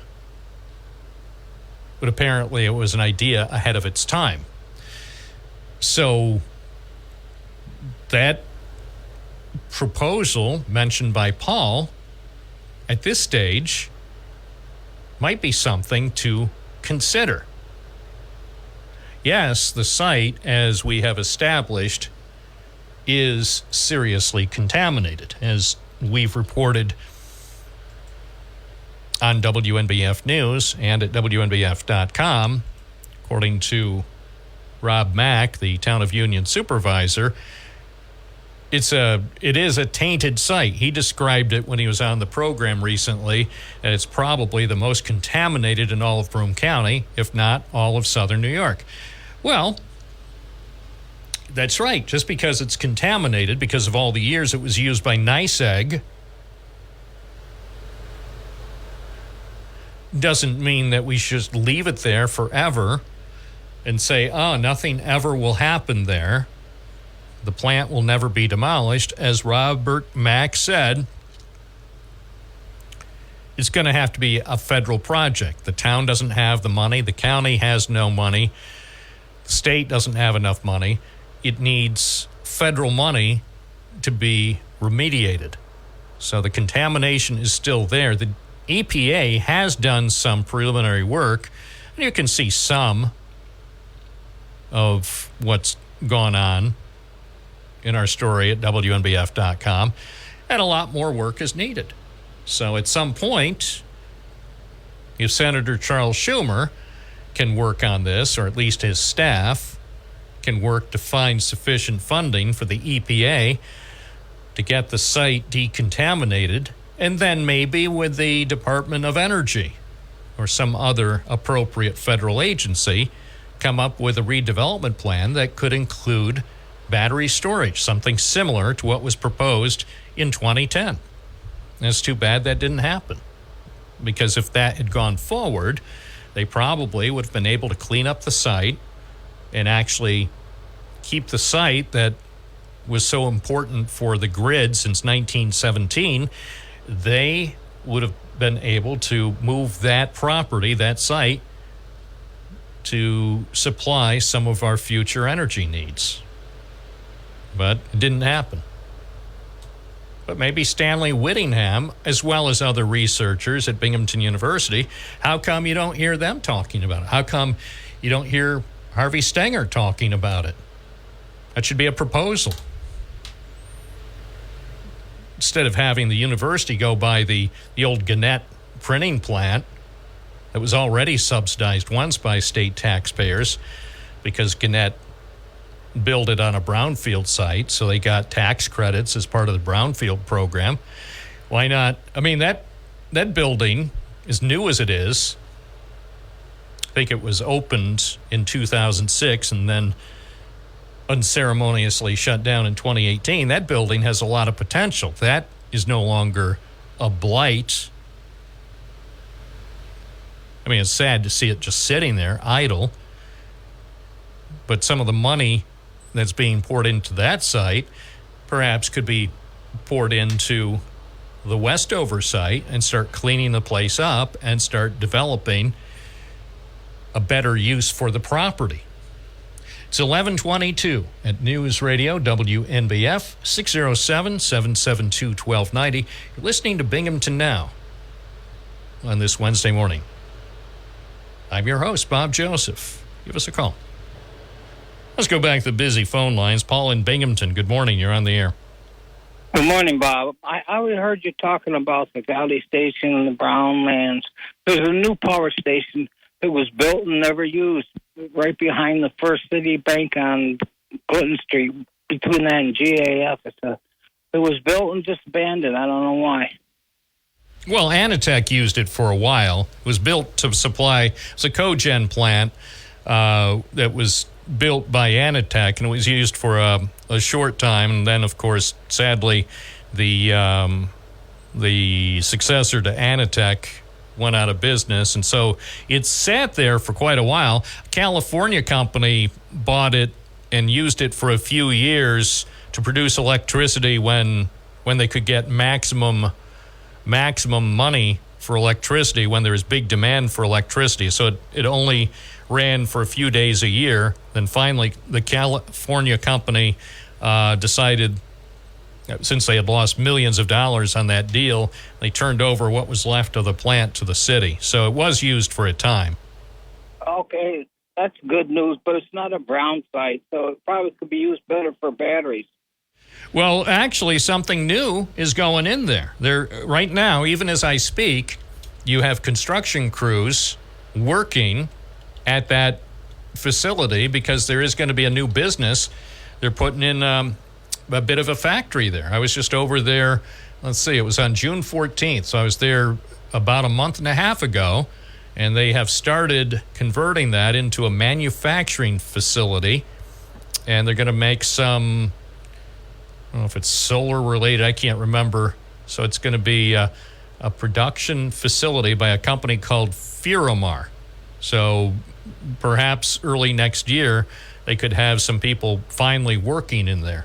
So it's going to be put back into use, but for a new purpose. Well, that's good news then. Real good news. Yeah.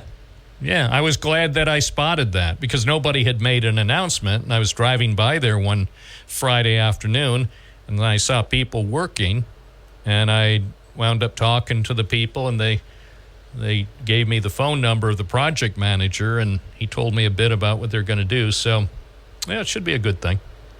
That's good. I was the one who closed down Anatech. Oh, really? Yes. That was sad. Oh, yeah. Tell me that. Yeah. Well, hey, thanks for calling in. You too. Okay, have a great day. You know, I had a question that nobody knows, that before Anatech went out of business, they stole the retirement plan for the employees. Did you know that? Yep. Oh. Yeah, I had covered that with a couple of former workers, activists. It was a horrible thing.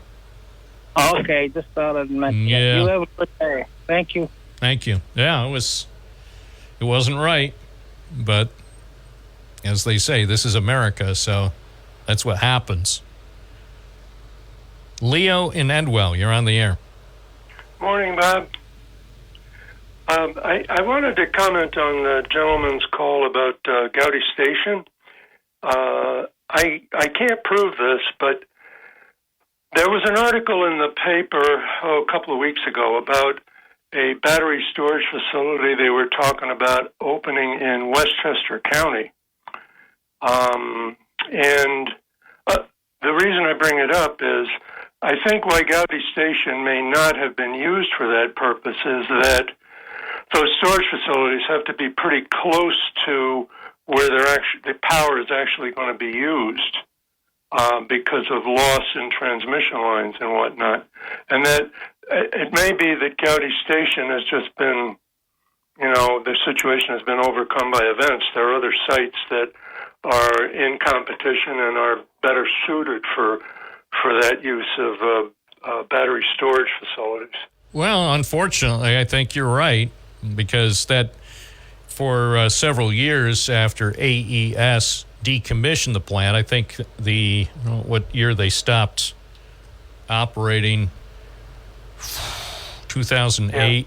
So it was decommissioned, and then for a few years it was still tied into the grid, but I believe that after energy production stopped, I do believe that steps were taken to sort of detach it from the grid. So the work that was done after it was shut down as a coal-fired generating facility, so the work they did actually made it more difficult for it to possibly be used as a battery storage site in the future, which is too bad, but all I can say when it comes to New York State and its energy policy, I'll just say it figures. Yeah. The other thing I wanted to bring up, and which really triggered my call, was you mentioned possibility of federal money coming in for that site and or other facilities. I saw it on the internet recently that the government, the central banks have stopped from other countries have stopped buying U.S. bonds, U.S. treasuries, and the U.S. government may have some trouble selling off debt as you know, in the future, which is going to have an impact on funding for programs like this, and also bigger problems down the road for the taxpayer. Well, given the way the tax and spend policies of the U.S. for the last few decades, hey, right. Eventually this house of cards eventually will collapse. I hope I'm not around when it happens, because it ain't going to be pretty. I agree. Yeah, but it's not a partisan issue. Republicans and Democrats alike enjoy spending our money. Right. Nobody wants to touch it. Yep. Appreciate your call. Yep. Bye-bye. 1131 WNBF. More calls more often. Good morning. You're on the air. What's your first name? Where you're calling from? Good morning, Bob. It's Gary from the West Side. Hello. Hello. So, you have to use, when you speak about Donald Trump, you should use his name. You can't reference him any other way. You know, the former guy degrading. And I kind of find it odd, like the person that called in today, he's not the first. Many that call in and they get upset with you when you call Donald Trump the former guy. But yet I don't ever hear them calling in when Donald Trump uses names about other people and how they feel offended about that. I guess they're not offended about really the name calling. They just want their man Donald Trump to be held up high on a pedestal. Sure. It's called selective indignation. Oh, is that what they call it? Okay. That's what I call it. I don't know if that's the only thing you could call it, but we'll say there, as you have appropriately noted, there truly is a lack of consistency in their outrage. Yeah, I wonder if they even realize how ironic it is when they call in and how they speak about it, how just people go, boy, they don't even realize that, Donald Trump is probably the worst at calling people names. Well, not probably. He is the worst. There's never been a president of the United States, and I rarely would say never, there's never been a president of the United States who has gone on radio, TV, and the internet to castigate his critics with really mean nicknames. Nobody has ever come close to using the internet, radio, and TV the way the former guy has. It's kind of a shame, but that's okay if that's how he wants to be perceived. Thank you, Gary. 1133 WNBF. Hi, you're on the air. What's your first name? Where you want to call from? Where are you calling from? I want to call Bob Joseph. All right, this is Mr. Joseph. You're speaking with the host of the program. What's your first name? Where are you calling from? I'm John from Binghamton, Bob, and I've called and told you this before, but I want to call and tell you again since you're talking about it again. The cogeneration plant in the city of Binghamton was not built by Anitech. Anitech signed a contract to allow the people from New Jersey to build that cogeneration plant on their property. They gave them the property. That was the only thing they did, Anitech. Now, the cogeneration plant wanted to wheel electric, okay? So that was the purpose of the two big motors that they put in the cogeneration plant. And, of course, at that time, NYSEG had to, by law, accept their electric. And they put it into the substation up off of Glenwood Road, okay, about 4 miles away. And NYSEG was not a happy camper about that because they could make the electric for less than half the price that they had to pay this company. And if you look, about a year after that plant opened, there was a woman from NYSEG, a very high up person at NYSEG, who wrote a letter to the editor that was really down on this plant because in 1 year they had paid him $50 $52 million for the electric. And the plant itself cost $52 million. So they made their money really quickly. And NYSEG was so upset by it that they actually bought the plant. Okay? And the company that you talked about that came in and started using it purchased it from NYSEG, not from Anitech. Yeah, I don't remember the part about NYSEG buying the plant, but... Yeah, NYSEG bought the plant just so they could shut it down because they could make the electric a lot cheaper than they had to pay that company for. It was a woman at NYSEG that wrote that letter. I can't remember exactly. The plant opened in 1992, so I would say that letter was someplace around 1993. I remember reading it. All right. And Well, I'm looking at the first time the newspaper had a story about the cogeneration plant. That was May 1990, and they have an artist rendering of the plant, and this is what it says: $35 million electric and steam generation plant will be built in the First Ward to supply the growing appetite of Anitech Image Corporation. The new facility, fueled by natural gas, will generate 50 megawatts of electricity and 34,000 pounds per hour of steam. Anitech plans to buy all of the facility's steam and 6 megawatts of electricity. The remainder of the energy produced by the plant, 44 megawatts, will be bought by NYSEG. Yeah, will be bought by NYSEG, but much to NYSEG's chagrin, because they didn't want it, but they got it. And they were paying them, I think, 7 cents a kilowatt hour, and NYSEG could make it for 3 cents a kilowatt hour. And that's why they had paid them a total of $52 million after the first year.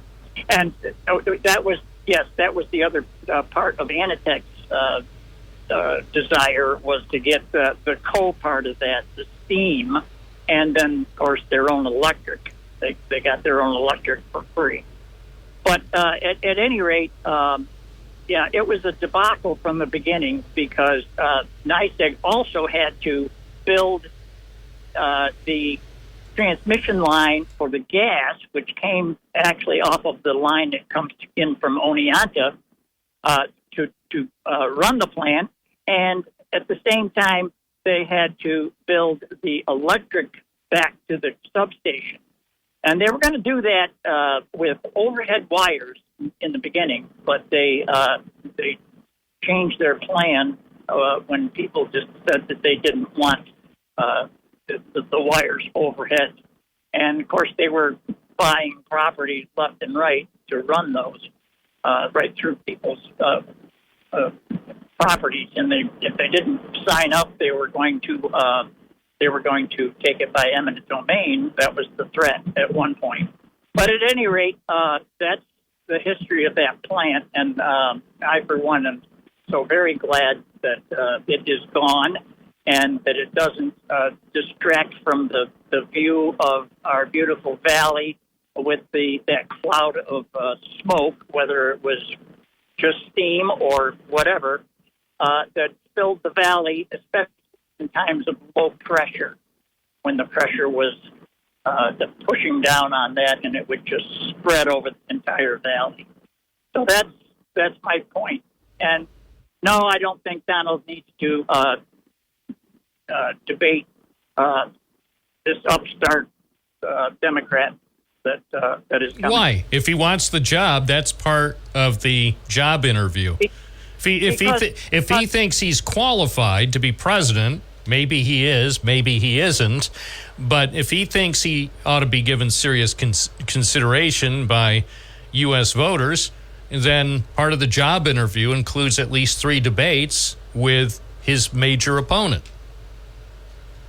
Bob, are you having trouble recollecting that this man was the president of? No, I was hosting this program every day that he was president of the United States. He was the 45th president of the United States, and he held that position of the most powerful person on the planet for 4 years. Who could forget? So my point is, how can you throw out the idea that he wouldn't be qualified? When did he get disqualified from being the president? After, I mean, yeah, sure, he lost the job to yeah, he was fired. The American people fired him. They said collectively, you're fired. No, that's not being fired. That's being voted out. That's not being fired. He lost his job. He disqualified. He had to leave early. He had been living for free in public housing, paid for by the American taxpayer for 4 years, and then because of the actions of the voters in November 2020, he was evicted from public housing, and he had to leave January 20th. Right.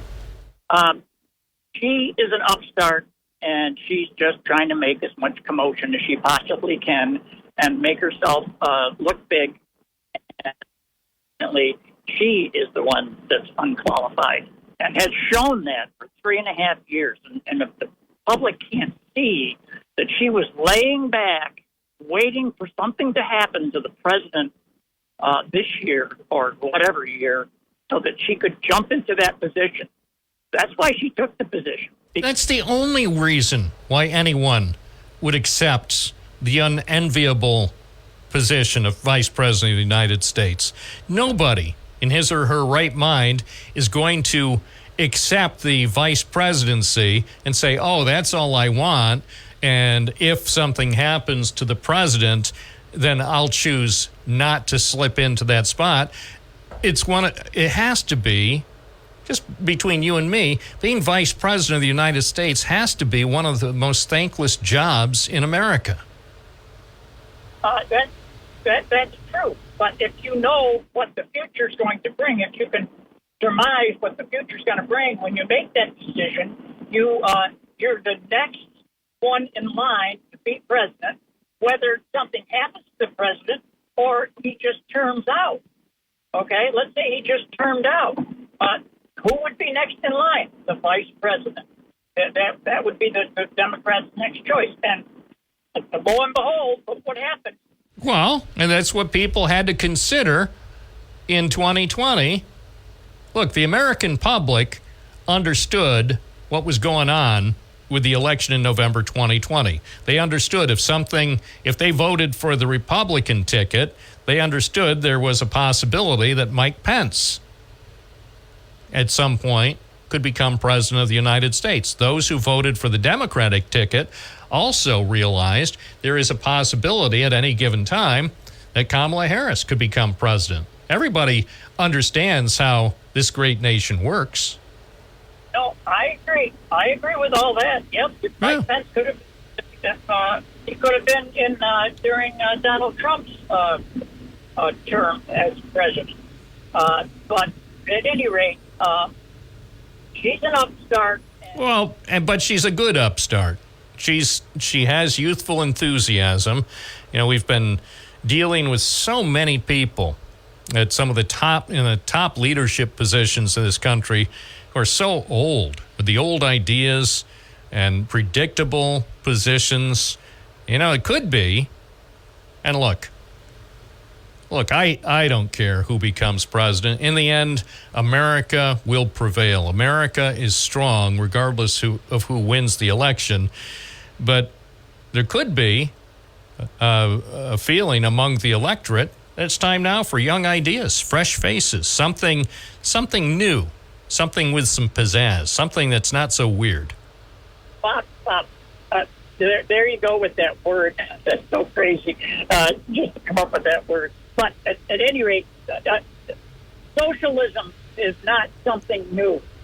Socialism has been around for a long time. Well, I'll tell you this, just between you and me, John, if the Democrats win the election in November, there's not going to be socialism happening in this country. Socialism is not going to happen in the United States during our lifetime. I would beg to differ. Well, it's sort of a moot point because neither of us can really predict the future, but I have a gut feeling that the American people and Congress will never stand for socialism. That's just it. And that's my point. That's why even if Kamala Harris and Josh, the governor of Pennsylvania, even if they're elected, they're not going to bring socialism. Come on. Socialism is not going to be, oh, come on. With Josh Shapiro and Kamala Harris in charge of this country, they're not going to attempt to jam socialism down our throat. No, it's just not just the president. It's going to be a Democratic Congress. Why do you think the Democrats will control Congress? The Republicans will control Congress, and that'll make it all the more fun because for the next 4 years, with Harris and Shapiro at the as the president and vice president, and then Congress controlled by Republicans, effectively government will be frozen. I truly appreciate all this time that you're devoting to my call. But I truly appreciate the time you're devoting to our conversation. I know you're a busy person and you have better things to do. Yeah, I do. And I'll tell you what, let me say one thing. Sure. That I would predict, and I do predict, that if she wins, we'll have an all-Democratic Congress, and socialism will be the order of the day. All right. I appreciate your call. I hope you have a good afternoon. All right, likewise. Thanks, John. It's 11:47 at WNBF. Bob Joseph. Well, you heard it, folks. There is this prediction that if Kamala Harris and Josh Shapiro win in November, that there also is likely to be a Democratic-controlled Congress, and that would pave the way for socialism in the United States of America. So what do you think? 607-772-1290. It's a community conversation. Now is the time to use your phone and speak out on Binghamton Now. The most calls in America. Chuck from Lisle, you're on the air. Good morning, Bob.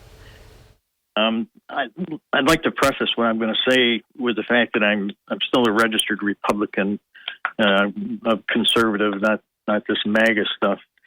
And I'd like to talk today about the elephant in the room, which is, I've listened to Limbaugh. I actually spoke to Limbaugh twice back in the 80s, and Hannity and Combs when they all started. So I'm well versed in that venue in terms of where they were and where they are. And over the years, it's occurred to me, of course, that Fox is pretty much the subsidiary, and all their subsidiaries are mouthpiece of the RNC.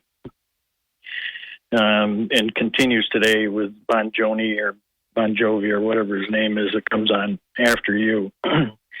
and I've listened lately, and even the commercials that they run, and some of them on your program as well, stockpiling gold and stockpiling food for when the government takes your freedom away. And to cap all this stuff off, you've got the major news organizations which basically are ignoring this. And I am fully aware of the weight of freedom of speech. But when you've got a cable organization 24/7 just about preaching hatred of anything except their ideas, it's kind of gotten us to where we are today. And I'd just like to hear your thoughts. Well, I don't disagree. I think if one person on the planet is to be held accountable for this, and he never will, it'd be Rupert Murdoch. Exactly. He got his way, and basically he was approached by Roger Ailes, who had this nifty idea of a channel just like Fox News back when he was working in the Nixon White House. The only problem Roger Ailes had is he didn't have somebody who would bankroll the operation, but he pitched it to Murdoch, and Murdoch said, okay, how much do you need? And Murdoch said, or Ailes said, I need this much.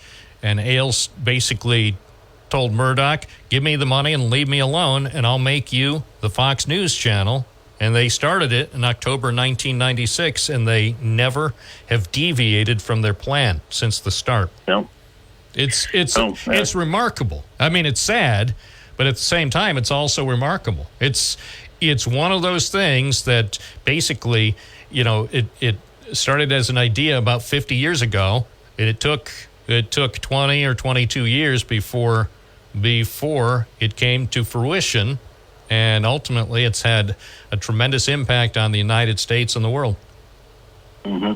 I'd like just to leave with one word for your listening audience, which is I count myself heavily as that the controversy that they drum up isn't just to raise everybody's blood pressure; it's to get everybody to come back the next day. Absolutely. There's a method. There is a method to manufactured outrage. I appreciate your call. Some people understand how it works. Howard from Vestal, good morning. Hi, how are you? Good. So I'm responding to the woman caller just before and this man. Look, there's no two ways about it. Fox leans right, but MSNBC, CNN, CBS, NBC, ABC all lean left. So the argument that one station is distorting everything when the others aren't is false. And I understand you're very fair for someone who leans left himself, but I got to be honest with you. It is not true that there's no socialism in America. If that were true, you would have no government regulations over anything. No, I need to specify that, yes, there are some elements in our government that are socialistic in nature. But as far as the type of socialism that people seem to fear that Kamala Harris and Josh Shapiro are going to bring if or when they're elected, I think that fear is misplaced. Well, first of all, if you look at the new Kamala Harris, then she's distorted everything she said 5 years ago. Well, let me hasten to add, the former guy also changed a lot of his positions. When he ran in 2016, a lot of his publicly stated positions were at odds with his publicly stated positions from previous decades. So don't say Kamala Harris is the first politician to change her positions. The former guy did it as well. That's how he became a guy. When he was the current guy, when he got elected in November 2016, he changed his positions from what he previously had stated publicly in the 80s and 90s. Appreciate your call. Let's see if we can squeeze in one more call. Dan from Binghamton, good morning. Hi, Dan. Stated publicly in the 80s and 90s. I like the guy on the radio. He's good. Dan, are you with us? Yes. Hey, buddy. Hey, Bob, good morning. Turn down your radio. As much as I enjoy hearing what I just said, it doesn't bear repeating. What's on your mind? Hey, Bob, good morning. Oh, okay, Bob. Okay. Hey, Bob, I just wanted to say that, I've been listening to this thing where the huckster, the felon, and the hillbilly, they seem awfully weird. And I just wanted to echo those words. Nice radio show today, Bobby. All right, thank you. Yeah, it's a shame when you do have to question some of these candidates as far as, are certain candidates, are they like the people that you hang out with? I mean, really, are they like the people you hang out with? So he won't debate, but he and his running mate sure seem to have a lot to say about me. And by the way, don't you find some of their stuff to just be plain weird? Well, who am I to judge? Thank you for participating. Thanks for those who called. Thank you for listening to Binghamton Now on this Wednesday. Don't worry, we're going to do it all again tomorrow morning from 9 to noon. I'm Bob Joseph on WNBF.